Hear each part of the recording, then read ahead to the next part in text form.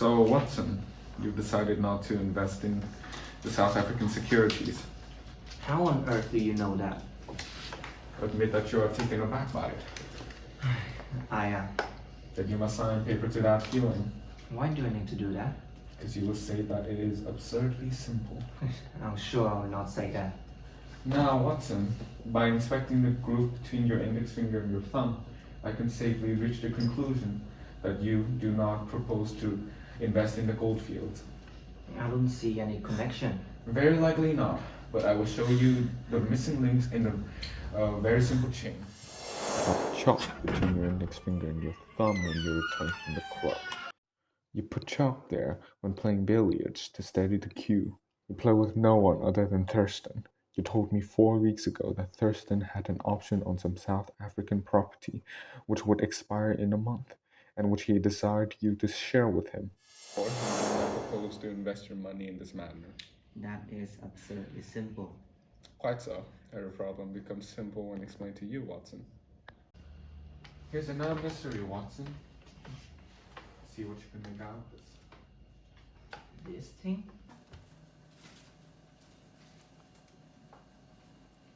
This is a child's drawing. That is a drawing of no child. It is a message that I have not yet able to figure out, and it is sent to me by Mr. Hilton Cubitt of Brillingsworth Manor. Should be here at any moment.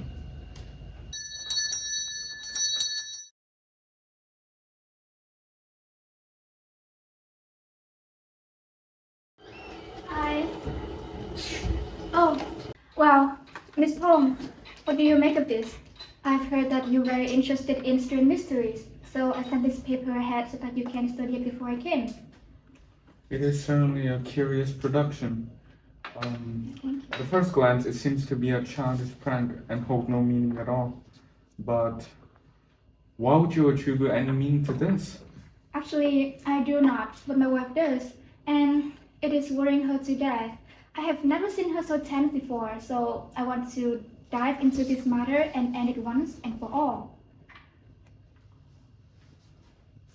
This is certainly one of the most interesting and unusual cases I've ever dealt with. You have gone over the story in your letter, Mr. Hilton Cubitt, but I would be grateful if you retell it for the benefit of my friend Watson. In fact, I am not so much of a storyteller, but if you have any difficulties in this, you just ask me and I will make clear of it. So, I'm going to begin my story at the time of a marriage last year when I came up to London for the Jollibee.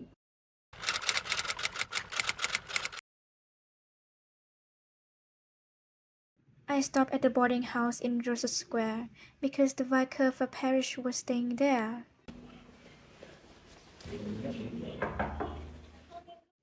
There was a young American lady answered the door. Her name was Elsie Patrick.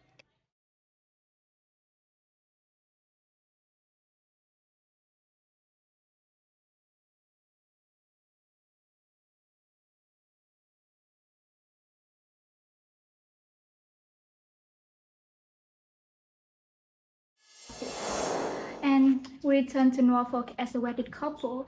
You would think it's very mad, Mr. Holmes, that a man of a good old family should marry with a woman that he didn't know anything about her past or her people. But if you saw her and knew her, it would help you to understand. Elsie was very straight about it. I can say that she didn't give me a chance to get out of it if she were to do so. But I still remember the day before the wedding, she said to me these words.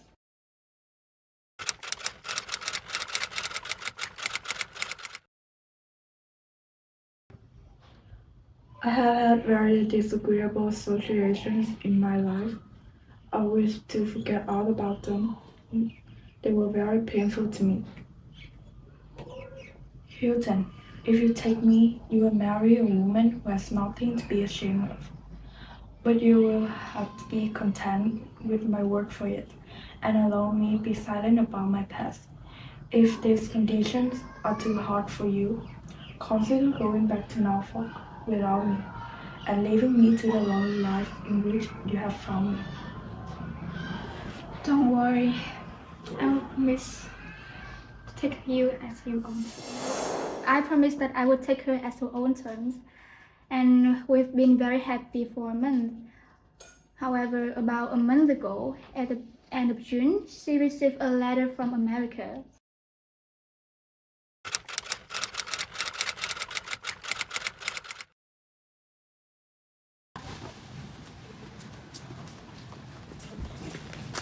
Are you Elsie? Oh, yes. Here's your letter. America. My wife received a letter from America. After she reading it, her face became white. Ever since then, something about her has changed. She became more anxious and worried, as if always expecting something to come. After that day, I found a number of dancing men scrawled with chalk on the wall. They had come during the night, and after I washed them out, I told it to Elsie, and she took it very seriously. She begged me to let her see the drawings, and of course, I disagreed. And nothing had come until yesterday morning that I found this paper lying in the garden. And I showed it to Elsie, and after she reading it, she dropped it down in a dead faint. This is not a thing that I could send to the police, for they will certainly laugh at me. But you can tell me what to do. I'm not a rich man, but if there's anything that's threatening my little woman, I will spend my last copper to shelter her. Mr. Cubitt, that your best plan would be to ask your wife about her past. Promise is a promise, Mr. Holmes. I cannot force her to do something she doesn't want to. Very well, then I will have to help you with all my heart. In the first place, have you heard any strangers being seen in your neighborhood? No. I presume that it is a very quiet place.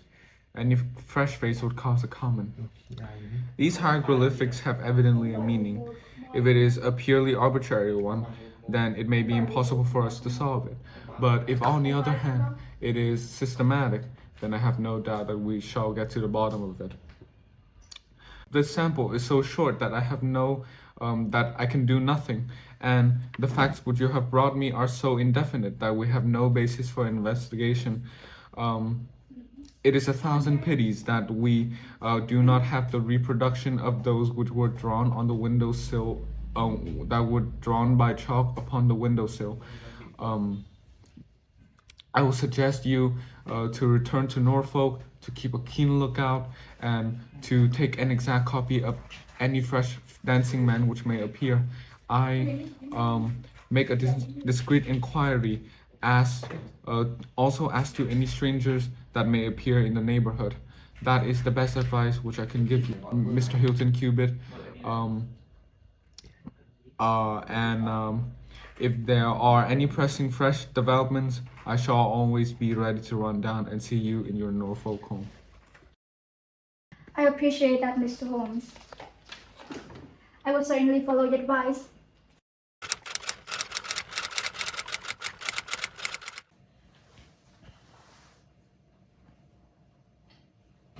You had better stay here, Watson, Why? because I had a wire from Mr. Hilton Cubitt this morning. You remember Hilton Cubitt, with the dancing man? He was to reach Liverpool Street at 1:20, and he may be here at a moment. And I gathered from his wire that there have been some new incidents of importance.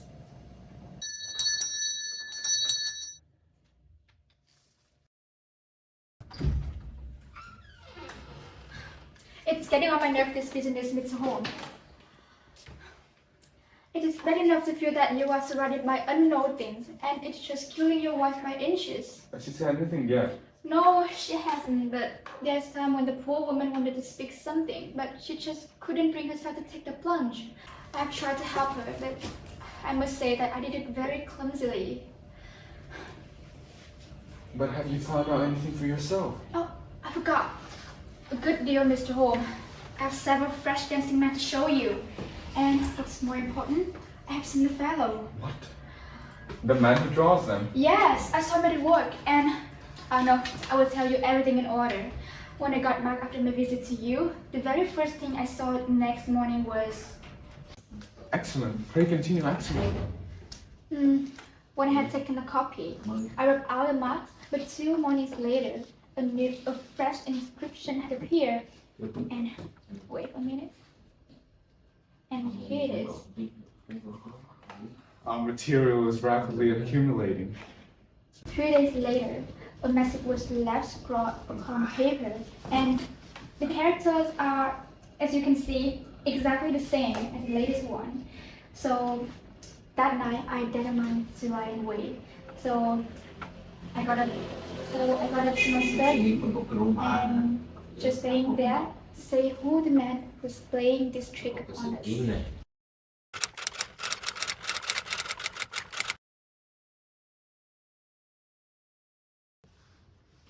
Hilton, go to bed.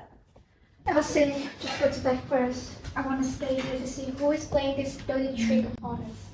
Hilton, it might have been some savage practical joke, but if this annoys you, you and I just go travel somewhere. Why do we have to drive our house just by a practical joker?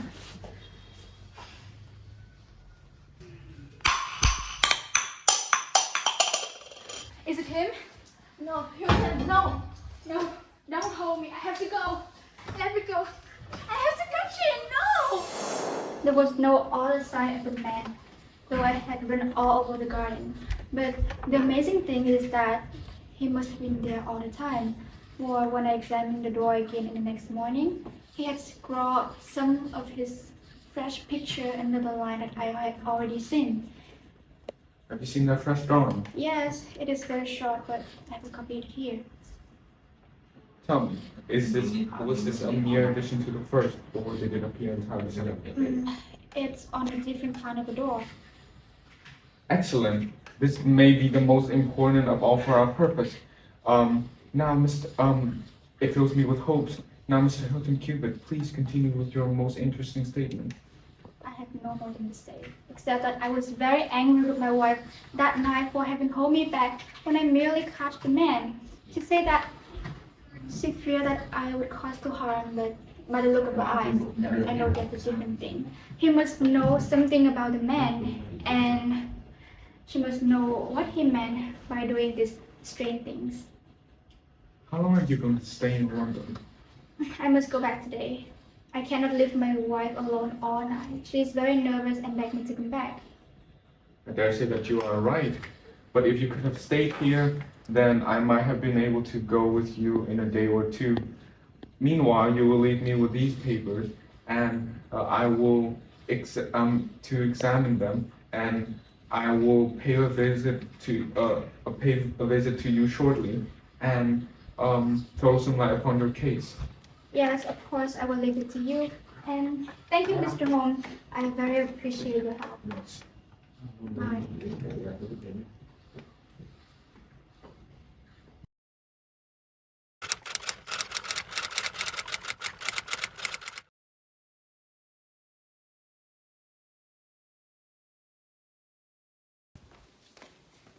Is anyone home? Oh, thank you.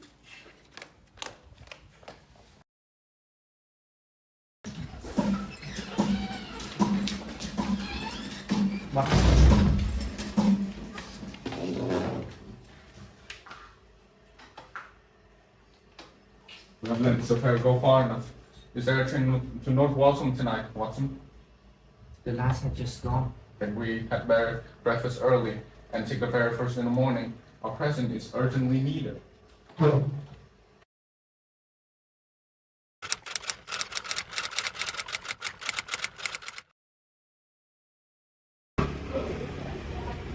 Suppose if you had this from London, What makes you think such a thing?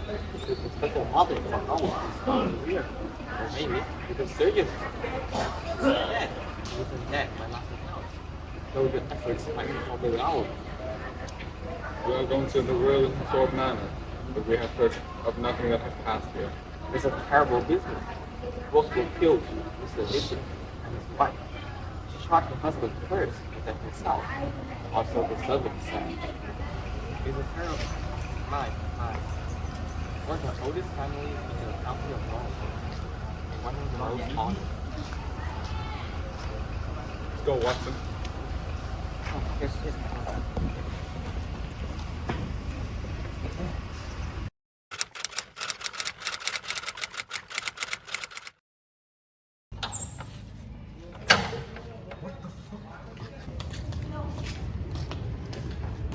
Inspector Martin. Why, yes, gentlemen. I'm Inspector Martin. May I ask who you are? I am Sherlock Holmes, and I am investigating this case. Why, Mr. Holmes? The time we discovered that tree this morning. How could you have heard of it and about us in advance? I anticipated it, and I came in the hope of preventing it. Oh, then you must have conclusive evidence of which we're ignorant of. I have only the evidence of the dancing man. I will explain the matter to you later. Meanwhile, since we cannot prevent this tragedy, I would be very anxious to use the knowledge that I received, that I possess, to ensure that this event. Will you be glad to, will you associate with me to in this investigation, or would you prefer that I act independently? I should feel proud that we are working together, Mr. Holmes. In that case, I should be glad to investigate and to premises around here without any unnecessary delay.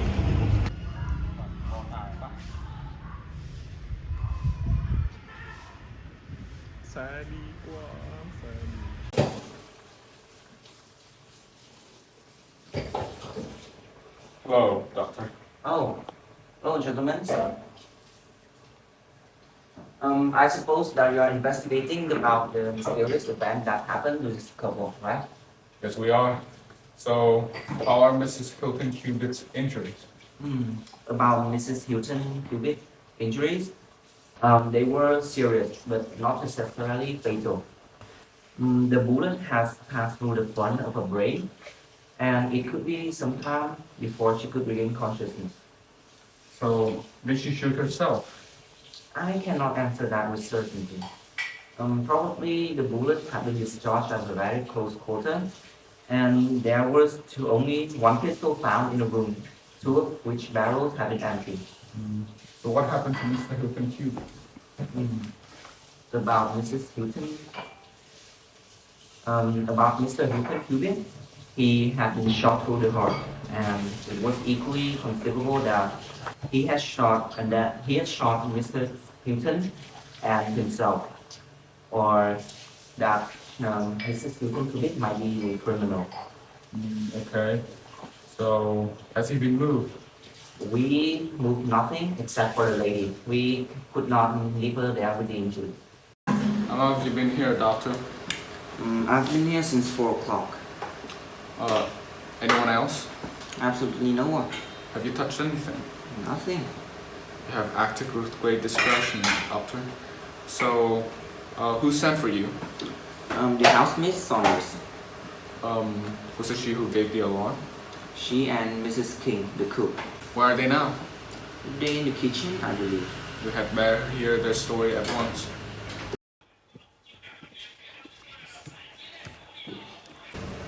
So what happened? Can you give us an account of what happened last night? We were walking by the sound of an explosion, which was followed a minute later by a second one. We slept in the drawing rooms, and Mrs. King rushed in to me. The door of the study was open, and a candle was burning upon the table. Our master lay upon his face in the center of the room. He was quite dead. Near the window, Mrs. Hilton Cubitt was crouching, her head leaning against the wall. She was horribly wounded, and the side of her face was red with blood. She breathed heavily, but incapable of saying anything. The passage, as well as the room, was full of smoke and the smell of powder. The window was certainly shut and fastened upon the inside. We at once sent for the doctor and Inspector Martin. Then, with the aid of the stable boy, we conveyed our mistress to her room. Both she and her husband had occupied the bed. She was clad in her dress, he in his dressing gown, over his night clothes. Nothing had been moved in the study so far as they knew that there had never been any quarrel between wife and husband. They had always looked upon them as a very united couple. Was the door locked? Yes, the door was locked upon the inside, so I can sure that no one have escaped. Was there a smell of gunpowder? Yes, I remember catching the smell of powder right the moment that I ran out of my room upon the top floor. I can confirm that.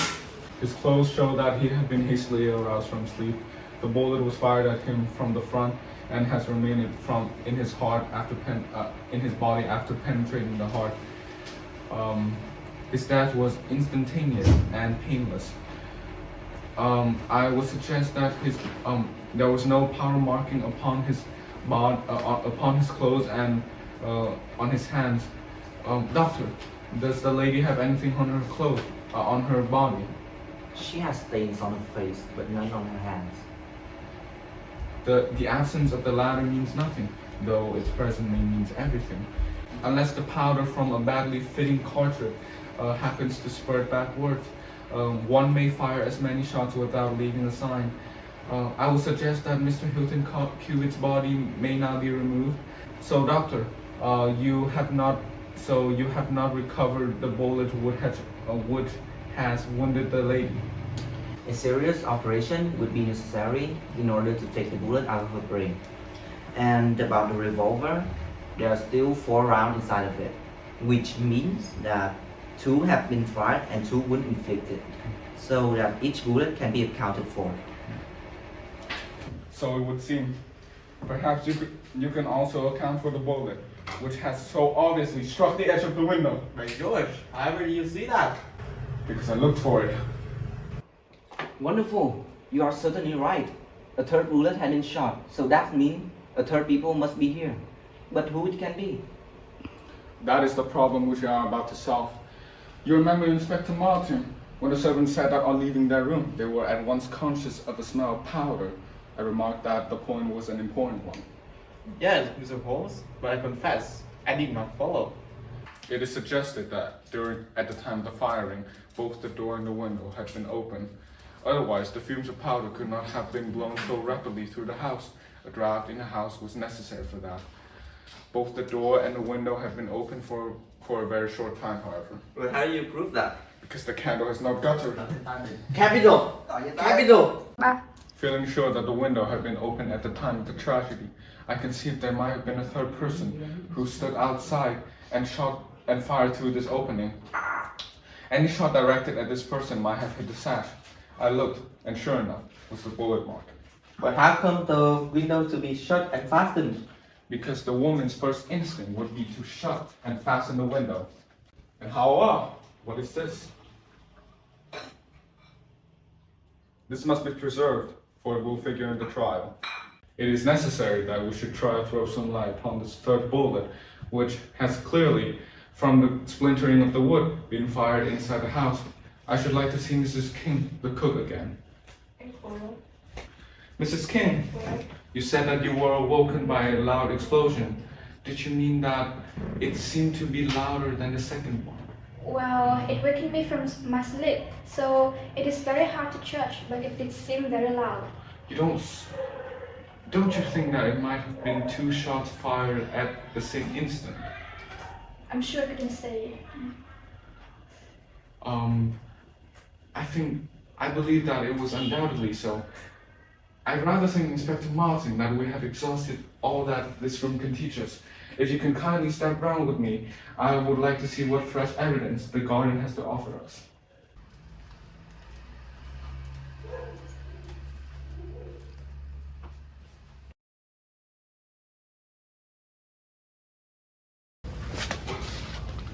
Just as I thought, the revolver had an ejector, and this is the 3rd bullet. I think, Inspector Martin, that our case is almost complete. So, who do you suspect? I'll go into that later. There are several points in the problem which I have not been able to explain to you yet. Now that I have got so far, I had best proceed on my own lines and clear up the matter once and for all. Yes, as you wish, Mr. Holmes, so long as we act our man afterwards. I have no desire to make mystery, but it is impossible at the moment of action to get into long and complex explanations. I have no desire to make mysteries, but it is impossible at the moment of action to get into long and complex explanations. I have the threads of the affair all in my hand. First of all, I want to know whether in this neighborhood there's a inn called Elric's.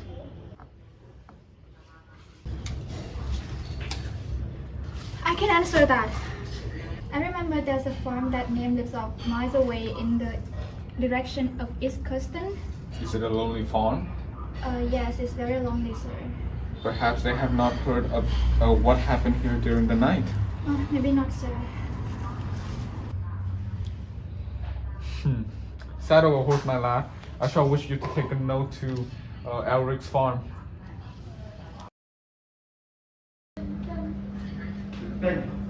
Put it into the hands of the person who's addressed here. Under no circumstances should you answer any questions which are put to him.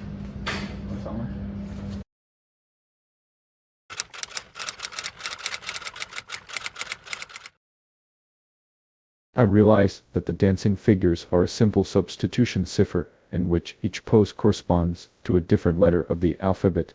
I took notes of the number of times that each symbol appears. Looking at this first message of symbols, 4 of them are the same. Now E is the most common letter in the English alphabet, so it seems reasonable to assume that this could be the symbol for the letter E. If we do that and we replace all of that character with an E throughout, it looks like this. Now I also noticed that some of the characters had flags, while some did not.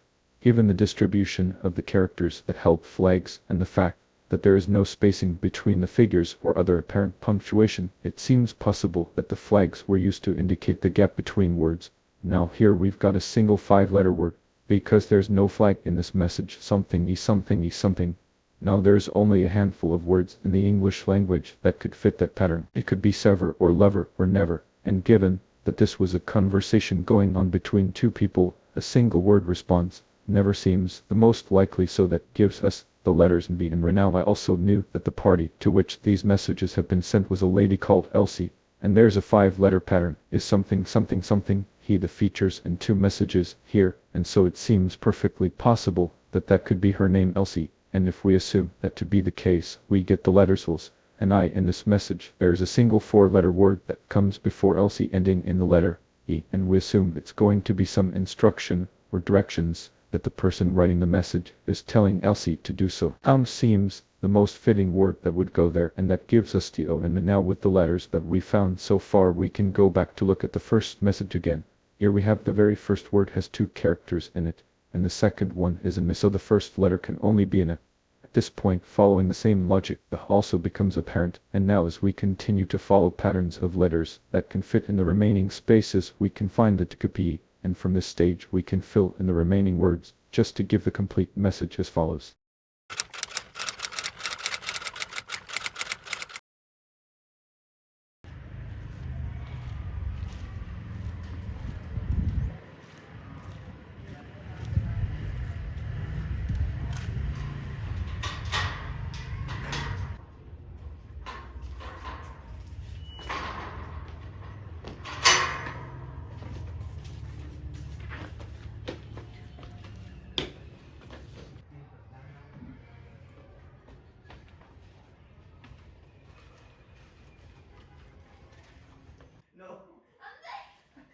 Stand still.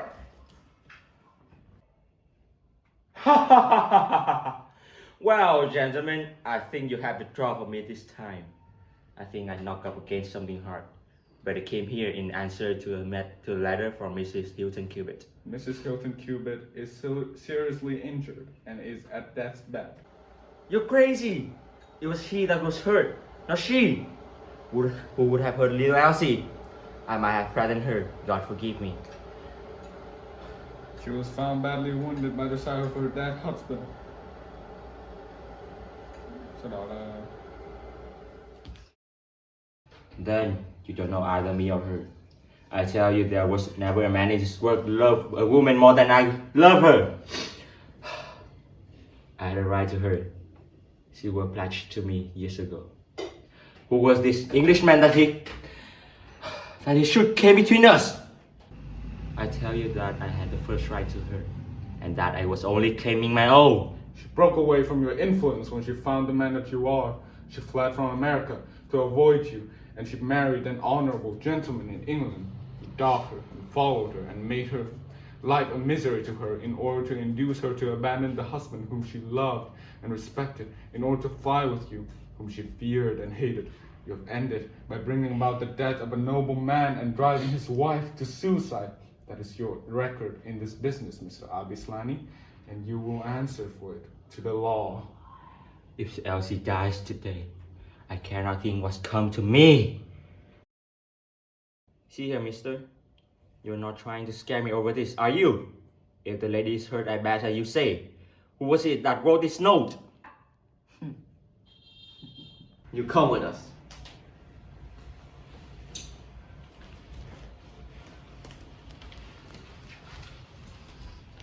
I wrote this to bring you here. You wrote it? There's no one on earth outside the throne who knew the secret of the dancing man. How came you to write it? What one man can invent, another can discover. There's a cab coming to convey you to Norway, Mr. Slaney.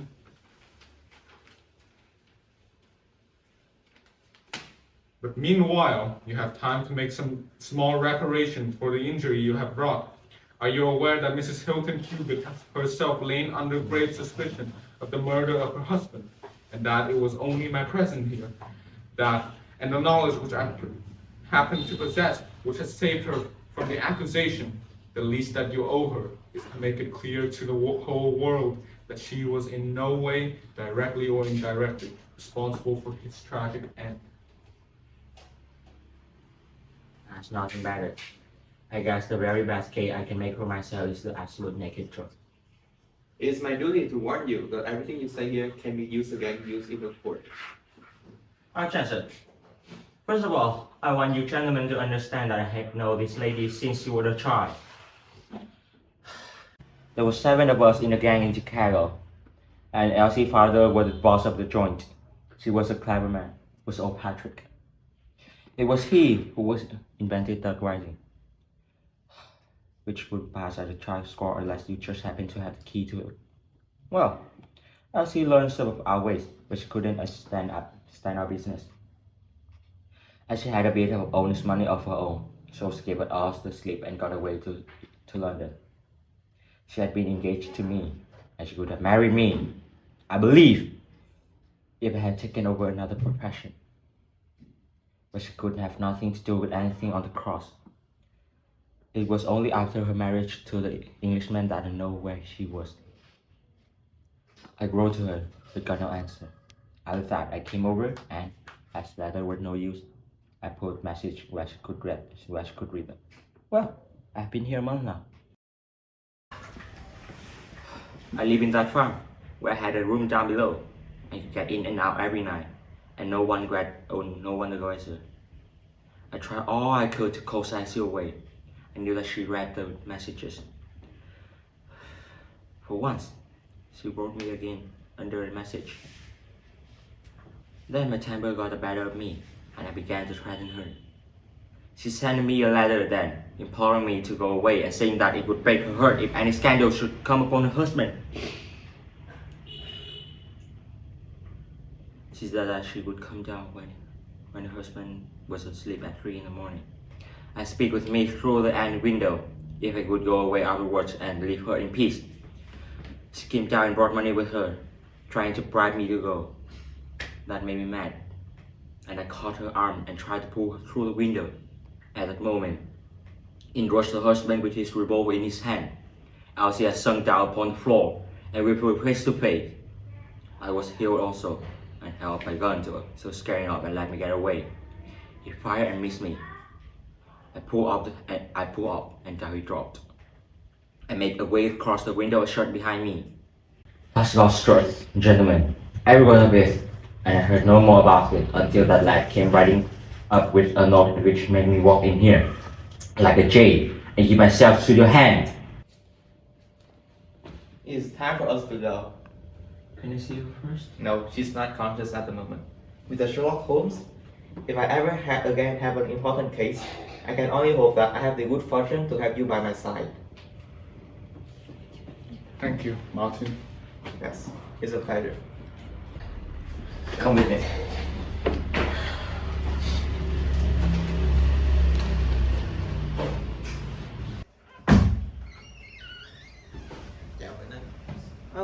happened?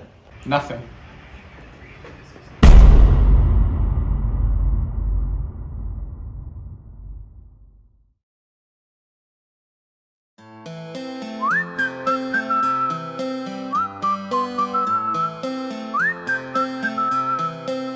Can you blow my whistle, baby, let me know. Girl, I'm gonna show you how to do it, and we start real slow. You just put your lips together and you come real close. Can you blow my whistle, baby, here we go.